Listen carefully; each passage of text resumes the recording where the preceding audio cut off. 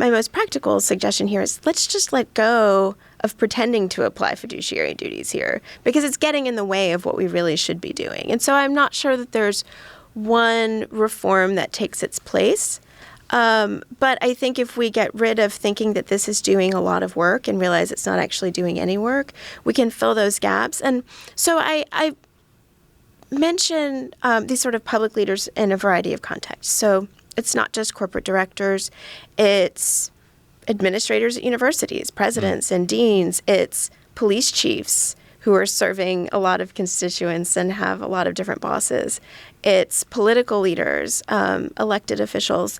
And so in each of these situations, if we understand that they're really not acting for others, but trying to mediate a bunch of other interests to do what they've been told to do, then we'll come up with reforms for a lot of those situations that fill that gap. And I actually think corporate law is a good model for that, because corporate laws kind of let go of the fiduciary stuff more than other. It's technically there, but corporate law has a lot of other policies that stand in for instances where fiduciary duties are very weak. From the foundational areas like constitutional and corporate law to the emerging areas involving robots, gaming, or cryptocurrency, join us for Season 2 as these faculty members share how they are taking care of business.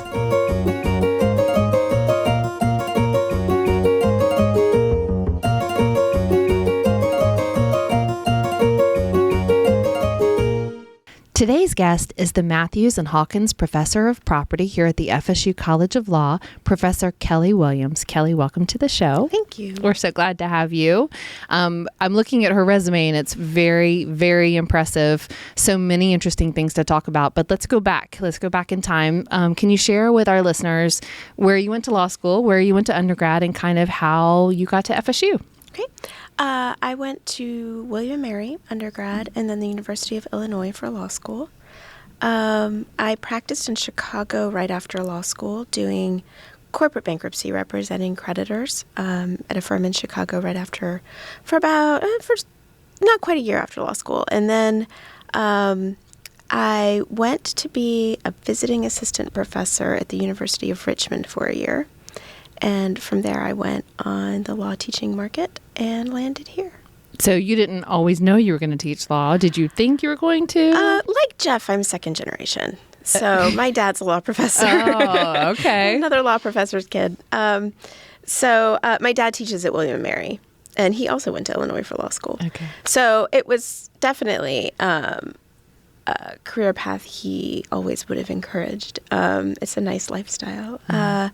And I went into law school thinking I wanted to do child advocacy, and found I didn't really have the stomach for it. And so I was interested in business law, and I thought I really enjoyed bankruptcy practice, and I thought I might really enjoy doing that. But I found I did a lot of writing, particularly in the second half of law school. And so I found that I missed that. I missed having my own ideas, not having to say things I didn't think, being able to only say what I thought and have be able to sort of take more creative leaps than you can really in practice. And so having my dad be a professor definitely helped. It was nice to have a personal coach going through the process. And I felt like I understood the industry I was entering a bit before I got here. Yeah. So I guess it always seemed, I certainly knew what the job was, and it was always in the back of my mind. But at the same time, I'm sort of pathologically independent, as my colleagues will attest. So I was going to get there on my own. I thought I would try out other things. Yeah. Well, we had so many students on season 1, and they, shared with us between their 1L and 3L year, hey, I really thought I was going to go in this direction, but then I did this great externship, and I enjoyed something I really didn't think I was going to enjoy, or I really enjoyed exactly what I thought I was going to, and this is the job I'm going to go into. So it's interesting to hear you say you thought you were going to do family law, but maybe after a course or two at your law school, that was not going to be the path for you. Didn't even take that long. First year's such an emotional time. We had a legal writing assignment about divorce, and we had to use the books in the library. We weren't allowed to use the computer yet. So I opened the digest to divorce, and there were just pages and pages of listed things that people do to each other during divorces for pages in this tiny print. And I just started to cry in the library. And I thought, if I can't make it this far, maybe this is not the path for me. Well, I've often wondered how divorce attorneys do that, a day in and day out. Strife. Yeah. Disagreements, discord, arguments, just nonstop all the time. I agree with you. I just don't think it would be for me. I'd be a terrible divorce attorney. And I teach trust and estates too, and I tell my students I'd be a terrible trust and estates attorney because I would just, don't fight with your family. Just give up the money. And that's not what your lawyer's supposed to say. But for me, I would think preserve the relationship. The money's not worth it, and that's not what divorce attorneys are for. What do you think, Jeff? She take the right path? Well, we know she took the right path. But it's funny, as I was a tax lawyer, obviously, and we had people, we would advise in divorce cases, how you should settle this way, or you should, structure assets this way. And we would explain, you had parties who you would explain to, look, you are both better off if we do it this way. And either one of them would be like, well, if they're better off, I don't care. I would rather be worse off as long as they're worse off. And you just sit there and you're like, it's like you said, it's just money. Go away. Well, and the whole estate goes, and this is good news for us and our students, I guess, the whole estate goes to the lawyers. Oh. So I did an externship at the Virginia Supreme Court, and something was up there on appeal, and they'd halted the husband's bankruptcy, and they listed all of the assets, but then all of their attorney's bills. And so it was down to like the Beanie Baby collection, and there were pictures of the Beanie Babies and valuations. But it was basically all of the money they had that they were fighting over, they were basically going to have to pay to lawyers anyway. Lawyers. They pay the bills. Encourage your clients to settle, right? Yeah. So so you said your first year you kind of realized this isn't the path you want to go. Was there a class at Illinois in your upper division that really clicked for you? It sounded like bankruptcy obviously might have been one of those, but was it something else? Or was it just an automatic turn of, look, I'm not going the family route. Let's talk about money because it's not emotional. It's efficient and yeah. So I have, I think, a bit more of a quantitative brain. Unfortunately, not to the extent that I have a real natural facility with math, but more quantitative subjects like property and contracts appealed to me in my first year. And then my first summer, I did 6 weeks at a bankruptcy firm, and I enjoyed that. And then we did 2 semesters of corporations at Illinois. So the first semester of that, I sort of thought, okay. I'm kind of tired of all this cost-benefit stuff, but, this is fine. And I got an A in it. Not an A-, a pure A. It might have been my first pure A in law school. And A- fairy visited a lot of me. And I thought, well, okay, maybe I could do one more semester. And then second semester, because first semester was mostly closed corporations with a little bit of corporate governance at the end. And then second semester was public corporations, so public corporate governance and securities regs. And I really enjoyed that. And I was taking bankruptcy at the same time. And then I think it was the following year that I took a game theory class. So I realized then, I thought I was just going to be a bankruptcy practitioner. But when I took the game theory class and then started thinking about that with the corporate governance I'd learned, I thought I could maybe write about this. This is... and I had an idea for a law review article about my corporations class that had nothing to do with the student note I was writing about bankruptcy. And I realized that was intellectually interesting to me. And when I started teaching, I sat down several times to write that article, and it always became something else. Which article was this? It's 4 of them and none of them. It's, I would start with that idea and it would lead me somewhere else. And then the paper would become something else. So I'm not sure that the initial idea was actually very good, but it led me to interesting places to start there.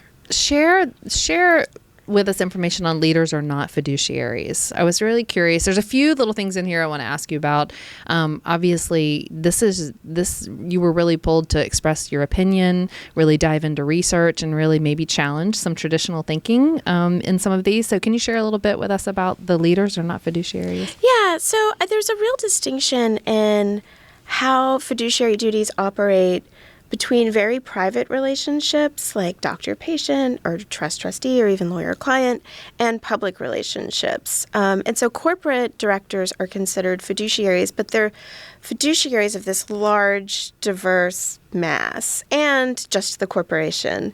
But how do they define what the corporation is? Well, they define what the corporation is. So traditionally, in a personal relationship, the fiduciary is supposed to really get to know and understand the beneficiary's circumstances and what's in their best interest. And they can have a real loyalty in a variety of dimensions to that beneficiary and really pursue an interest that they identify together and pursue something they understand to be the beneficiary's best interest. In a more public setting, that's more amorphous. And you're going to have different constituents. You're supposed to serve in some way, and they might have conflicting interests. And then what are you supposed to do? How do you decide who wins? It's not as direct or personal a beneficiary-fiduciary relationship.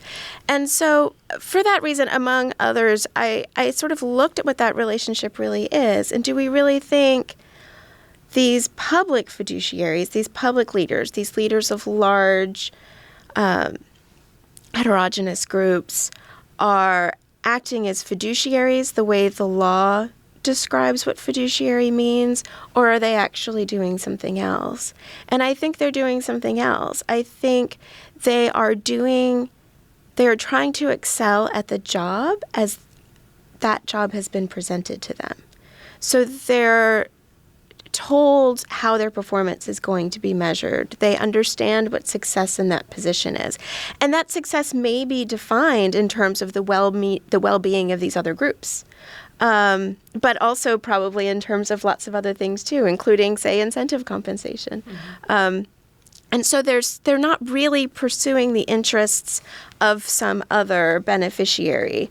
They're really defining what that means. They're defining what they're supposed to be doing in terms of this personal success and how that personal success has been defined for them. So it's really very different. It's not this selfless action on behalf of some known other the way we see in private fiduciary relationships. That makes sense. Yeah, it makes a lot of sense. And we've talked on several of the podcasts about scholarship and why do we do it, what does it add? And we've talked about it both in connection in terms of how does it affect your teaching. But Kelli, it sounds like this kind of piece, was your goal partly as well to kind of change the law, to move to move away from this idea that these people are, as you said, we can sort of traditionally call them fiduciaries the same way we do a doctor and a lawyer. But as you said, they don't fit that role. They don't have that same kind of a direct connection. And does that mean that we need to create another category? Was that your idea that there's another category for this? Because they're also not just objective, or unrelated. And so the idea is that when these kind of cases come up, the courts need to recognize that this relationship is not fitting the box of what they normally would use that term for. Well, that was more. I took that up a little bit more, but maybe not as specifically as you're thinking in the next paper that's not out yet. But the idea is there's real harm to perpetuating this myth. And so I guess my most practical suggestion here is let's just let go of pretending to apply fiduciary duties here because it's getting in the way of what we really should be doing. And so I'm not sure that there's one reform that takes its place. But I think if we get rid of thinking that this is doing a lot of work and realize it's not actually doing any work, we can fill those gaps. And so I mention these sort of public leaders in a variety of contexts. So it's not just corporate directors. It's administrators at universities, presidents and deans. It's police chiefs who are serving a lot of constituents and have a lot of different bosses. It's political leaders, elected officials. And so in each of these situations, if we understand that they're really not acting for others, but trying to mediate a bunch of other interests to do what they've been told to do, then we'll come up with reforms for a lot of those situations that fill that gap. And I actually think corporate law is a good model for that, because corporate laws kind of let go of the fiduciary stuff more than other. It's technically there, but corporate law has a lot of other policies that stand in for instances where fiduciary duties are very weak. So they've moved away from relying on fiduciary obligation quite as much. And so you see that in securities regs, you see that in listing standards for stock exchanges, you see that in incentive compensation. And so I think that's the idea. If we let go of this fiduciary paradigm, then we're free to resolve the problems as we find them, or prevent the problems that we identify, rather than thinking that fiduciary obligation is just going to do all of that for us. And do you share this information with your students about what you're writing about, or your past articles, or how does that work?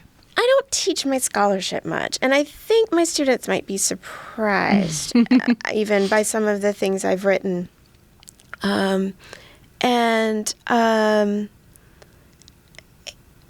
the way it gives me, it allows me to go into more depth when I talk about what fiduciary duties mean, and how we think of them, and how we know where they would apply and where they wouldn't, and where we think that distinction is. So I think my students have a pretty sophisticated understanding of things that I've written about, because I just have a lot more depth of knowledge to share with them about that.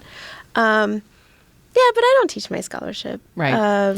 But I would, my bonkers ideas, they don't need to. Well, in my mind, I think you're serving as a role model to your students for encouraging them to express their opinions and their research in this way when they are ready. You know, you're showing them the path of not really challenging the law, but maybe challenging some of the notions and why is this the way it is. And especially the other thing I really wanted to ask you about too was your editing a book and hosting the workshop on feminist judgment. I should have put my glasses on. Feminist Judgments, Corporate Law Rewritten. So in my mind, I read that and I think, okay, if women were bosses, how would law be different? What would things, is that my reading? Yeah, so that's... Give me the subtext for that. It's a series of books put out by Cambridge. And I think the first one, I'm supposed to know this, there was an English version, and then I think the first American version was Supreme Court cases. Okay. And so it was just a bunch of Supreme Court opinions rewritten. And the idea is you take well-known or really interesting cases, and someone, it doesn't have to be a woman, it can be a male professor, but someone rewrites the opinion, taking the facts as they are, from a feminist perspective. So if we think that judges use these interdisciplinary tools sometimes to decide cases, you'd see an application of law and economics ideas perhaps in some opinions. And so if we resolved this using feminist values, if we brought feminist values to bear on the problem in the case, how would it have come out differently? How would we have told the stories about these two parties differently? What nuances in how these people interacted may have been overlooked? Maybe we would pay more attention to different facts. And so they did, I think, a tax law series. They've done a trust and estate series. They did property, criminal law, torts, I think. And so I worked on the corporate law version. Okay. Jeff, are you familiar with the tax law version? I am. I've seen the tax one, and it brings to mind, I was actually giving a talk about the taxation of damages, and I don't want to hijack anything, but the tax law differentiates between a physical injury and an emotional injury. It does not tax physical damages for physical injuries, but it does tax damages for emotional. And there is this feeling that that's driven partly by a sort of male-centric, that men at work, in the early 19th century had physical injuries, and it was mostly women who had these emotional harms, and I think that was brought out as part of this series. So I think it's great. I think it's a really interesting sort of intellectual exercise, but also kind of makes you realize, oh yeah, there's the law isn't just the way it is because it come down on tablets. It's created by us. And it is useful to step back at times and realize that there are many different ways to look at things. Interesting. So tell me, Kelli, what would you do if someone told you you cannot practice law, you cannot teach law, you cannot be involved in anything legal related? What would be your secondary choice of career? I don't know. I think that answer has changed at various times. I don't have one other dream. So today, what would be the dream? I don't know. So I've thought about learning how to write fiction because I like writing, but I don't have to just write about the law.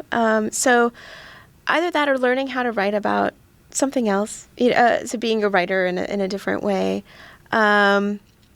I went through a phase where I thought, again, thinking that I wanted to help people, that I thought maybe being a psychotherapist would be interesting. And I thought, well, maybe I wish I had taken more psychology classes. But I don't know. Again, the being sad about people being sad might be a problem. That would be a lot. When I was in college, for a time, I thought I wanted to be a baseball executive, a Major League Baseball executive. And so I spent a couple of seasons working for minor league baseball teams and talked with people about that. And I was coming up, I would have come up as a contemporary with women who are now the first women GMs. And so, I was, it wasn't impossible, but I think my second summer of doing it, I just thought, I haven't been challenged intellectually in 2 years of doing this. And I mean, I read the minor league transactions every day and I knew who everybody was. I was really into it, but I think I wanted something a little bit more challenging. Did you play sports growing up? Was it not well? No. But I did a bit, but not well. It's okay. We all know our strengths and weaknesses, right? All right. Well, then tell me, we're going to move into our pop quiz in just a minute, but last question, what advice would you give a student now, 1L, who's just really struggling with law school, maybe is not real successful, doesn't know what they want to do? What piece of advice would you give them? What they wanted, I'm sorry, so... Just kind of they've lost their way. They're really not sure. They don't know if they want to stay in law school? Yeah, I think maybe they're just not successful. What would you tell them? Let me give This you... is their first B's, right? There it's you end go. of first year. They're used to getting A's. Yeah. Well, for one... There are a few different levels here. So one is taking care of your emotional health, right, and not being too discouraged. And so there, I always recommend keeping in touch with friends and family who are not in law school. So have places you can go where you can just forget about law school and be your old self. Academically, I would look at study methods, and a lot of students who struggle in law school have moved away from study habits that worked for them in the past. And because we do teach you a way of learning this material, and we do teach a way of studying, and it's good. And I was raised doing it because that's what my dad made me outline everything. But it's not second nature to everybody, and people have ways that they've already established to learn. And so if you can adapt some of those old study habits to the new environment, I think that you don't want to get rid of all of that. I think that can bring back some confidence and some comfort. Another thing is second year, you're going to be really tempted to, you can be so busy that class time isn't going to feel like the most important thing you're doing. And I still think it's really important to follow the class discussion because that's the feedback you get on how you're doing. That's how you can figure out during the semester how well you're understanding the material. Do you have an answer to the professor's question? last night when you were doing the reading, could you anticipate questions the professor was going to ask about this case? That's a good way to sort of check in and see how you're doing even without an exam or assignments. I would say, definitely don't be discouraged if first year didn't go great, because you learned a lot doing it, and second and third you'll be easier. Don't be overbooked. Don't do 3 moot courts and 2 journals and chair social club. I mean, really allow plenty of time for school. Choose one big other thing to do, and just one. Yeah. Don't overbook. So I always tell my first years, don't overbook for second and third year. And I would also say the first year is very regimented, but second and third year you can do other things. And students thrive in different environments. So the 3-hour exam's not for you. Maybe you want to take a class with a paper. Maybe you want to join a clinic, and you have the opportunity to do that. Maybe you want to work part-time for a firm in town. A lot of students really shine when they didn't love the 3-hour exam, but they really love working with people and solving real problems. And they have discrete assignments, and they get feedback. And so I've seen a lot of students who don't love the 3-hour exam, but then they try out other things the law school offers, and they really thrive. They really enjoy that. Yeah, I was one of those don't enjoy the 3-hour exam people. I didn't go to law school, but any exam, sit for 3 hours, not my thing. So I'd rather be out and engaged, talk to somebody. So. All right. Well, we're going to move into our final round. These are just quick answers. And the first one I always ask, and unfortunately, I already know the answer to this because I read it in one of your articles. Oh. But I ask everyone who comes on the show, how do you take your coffee? And I already know the answer to this. I don't drink coffee. You don't drink coffee. He doesn't drink coffee. Articles? I didn't remember that was in one of my articles. Oh, it's in there. You must have read a footnote. Listen, I know how to use the Google like nobody's business.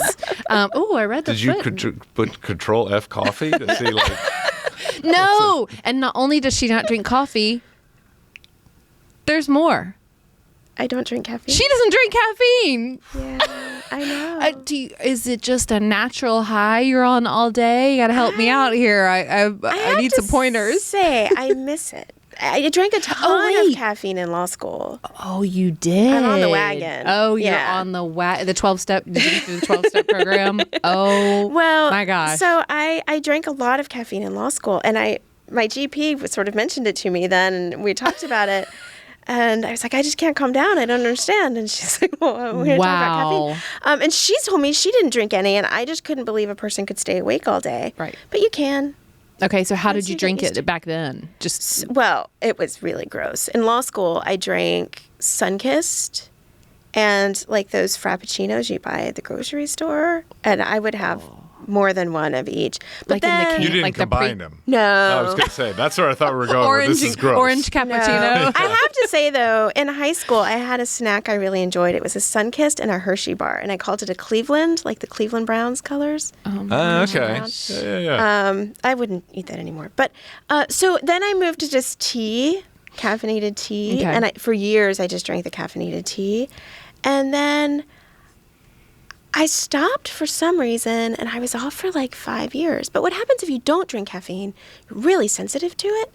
So you have a little bit, and you're really jittery, and that's not as comfortable as when you're... So then when I started teaching after my daughter was born, when I came back full-time, I needed caffeine again. And so we did that for a few years, and then I got to the point where I was just too sensitive to it again, and so I stopped again. And are you a healthy individual in life? Is caffeine... Do you eat healthy and avoid? I heard the Hershey bar and the Sunkist are a thing of the past. Yeah, right? Yeah. As I've aged, the list of things that are no longer comfortable has increased. So it's not virtue. So true. So true. But luckily, sugar is not yet on that list. So I really love baking, and so I bake as much as my husband will let me. Oh, nice. And what do you like to bake? Are we talking like desserts bake? Yeah, like cake and cookies and Okay, let me know next time you bake. I'll come visit. Yeah. We're in different buildings, so I'll have to come over. All right, so found out something I didn't know then, that she did once drink coffee and caffeine, but now not so much. Okay. I'm still dying to know, though, how that came out in the article. Like, was it like, I don't even I would know. like to thank these people, and the fact that I don't drink caffeine is probably why I made mistakes. Do you remember the context? I am not going to reveal my sources. I am we'll know that the good. sources. I am that good of a podcast host that It was in an article, though. that was somewhere. It literally just turned up in something. Yeah, something. It might have been. So I did an interview with a student for some publication. It might have been. I part bet of that's that. it, because That I sounds- cannot That imagine sounds. it I think alone. I don't that was know it. where it would be. I think that was it, and it was going a ways back. It was almost the word version of a podcast. Like, here's the question, here's the answer. Here's the question, That's here's what the it was. answer. Yeah, Okay. it was really Okay. cute. Yeah, I think I got it there. Okay. Now I'm putting it in my next article, though. All right, We next. should just do that. Random facts in a footnote and see if anybody even notices. Well, I'm left-handed. we talk about that. No one reads the one reads- syllabus. no one You reads can the do it at period. the end. You can do it at the end of the only footnote anyone reads, the star footnote. Yeah, that's true. Say, I do not drink coffee. All errors are my own. Yeah, that I think that'd be a great footnote. That would be a good one. And then at the end of the course, asks who knows why the errors are all my own. Like, just you put in the trick question. at the A end. quick story, just because it's amusing and it's on there. But every year as professors, we have to write a summary to the dean to sort of say, here's what I've done the last year. And at my first school, the faculty was absolutely convinced the dean paid zero attention to it. And so they would just put in the most random stuff to see if the dean was paying any attention. Like, well, I won the Nobel Prize for Economics this year. Won an Oscar for my performance in X, just to see if anybody was paying. And? It's like the brown M&Ms in the contract to see if they're paying attention. And Well, that's the end of the story. They never told me if the dean did anything. Can't I leave think us the dean. hanging like I'm that. sure the dean did read it and just shook their head. Right. Just went, yeah, jerk. oh, it's one of those. Yeah. Every year. That joke was funny 5 years ago. All right. A couple more quick questions. What's the one movie you could watch over and over and over again? You just love it. When Harry Met Sally. Oh my gosh, that's a good one. So that's probably the best choice we've had. That may be the guy. Don Widener had one. It was like a John Wayne movie. I was like, And somebody what said is this Marley movie? and Me. I was like, what are you, psychopath? Enjoy crying. We were both kind of. There was an awkward pause because neither one of us knew what to say about Marley and Me. Like, oh, Okay. Old Yeller. Yeah. That's my favorite. But Harry Met Sally is a really good one. Really good one. In fact, anything with Meg Ryan, I'm a huge fan. Okay, last question. I'm going to put a twist on this one. So for the students, and Jeff reminded me when I forgot to ask one of them because apparently he liked this question and I had no idea. So it was good feedback.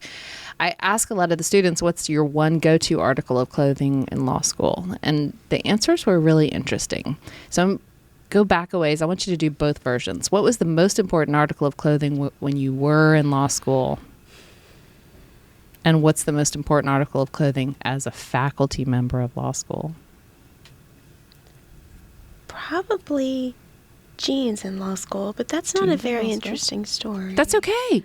Gut reaction is always the right one. Always the right one. And now, I probably always have a pair of black pants that's just comfortable. I would agree. And it's dress pants, and I can just put anything with it. Yeah. I wear these like at least twice a week. I'm wearing jeans today in honor of Jeff, but if Jeff weren't here, I might have worn black pants as well. Jeff is a jeans guy. But students know I wear jeans to class. Do you really? Oh, yeah. But these I got tenure. Oh, well, they're black jeans today. Yeah, they're Tenure. fancy jeans. You can tell the faculty that have tenure they wear jeans. Is that what, black pants, no Unfortunately, tenure, yeah. jeans, tenure. No, it's not true, but yeah. I've started to wear jeans in class if it rains. If it's like raining. Oh yeah, Your it's students, miserable. Students adore you. I by don't the think. way. I think I care more. Oh, thank you. Do your students Just- adore? oh do my you think your God. students like you? Do they enjoy your courses? Sometimes. Yeah. Oh my God. Yeah, Jeff said. I get so Jeff's tired pretty of hearing honest. about how great Kelly is. I'm like, I'm right here. You know what, though? When they're on the podcast, they tell him that he's their favorite professor. But we all know the truth when they're sitting here waiting on grades to come in. I've been in rooms where I'm right there, and they're talking about their favorite professors, Kelly. Wow, this is good to know. Yeah. This is good to know. She's a rock star. That's awesome. Another reason to come to FSU. Just one more reason. Just pitching it in. There it is. Well, Kelly, this has been great. We really enjoyed having you on Thanks today. so much. We appreciate your time. Thanks. This podcast made possible by a generous donation from Jeff and Aggie Stoops. Special thanks to FSU College of Law's Professor Sean Bairn for creating our theme music.